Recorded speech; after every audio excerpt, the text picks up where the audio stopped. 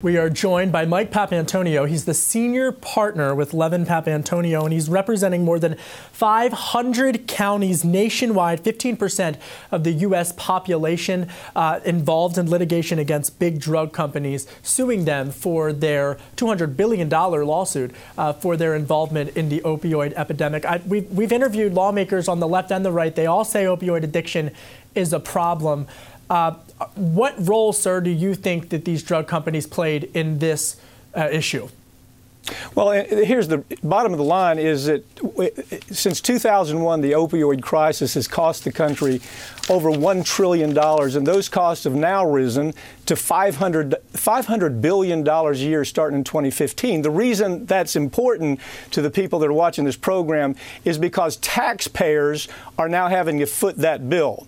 In other words, you had companies like McKesson and Purdue and these manufacturers and distributors making $24 billion a year, and they've left the country with this mess. And now taxpayers have to clean it up unless we succeed in court and we show that they have got to pay for this disaster they've left.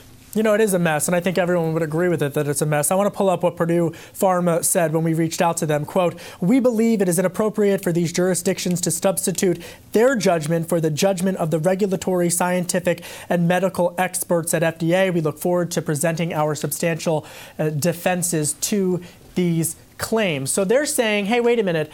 Blame the FDA, blame DEA. Why is it Purdue's fault? Why is it McKesson's fault and not the drug regulators?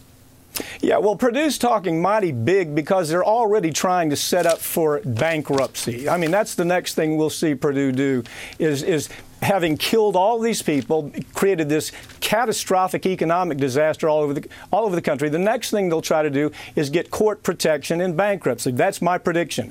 So why are they responsible? Well, Purdue are the people who created the lie. They went out with a story telling everybody, telling doctors that we have a new product that is not addictive. Don't worry about it, doctor. You can prescribe as many as you want. The doctors believed them because they had biostitutes all over the country. Biostitute is somebody who works in a university, maybe they're a professor, they're getting paid $150,000 a year. A company like McKesson comes through and says, "Doc, would you write a piece of literature that says that this is not addictive?" And you had them happening all over the country. This was driven by the industry. Now, you talk about the FDA.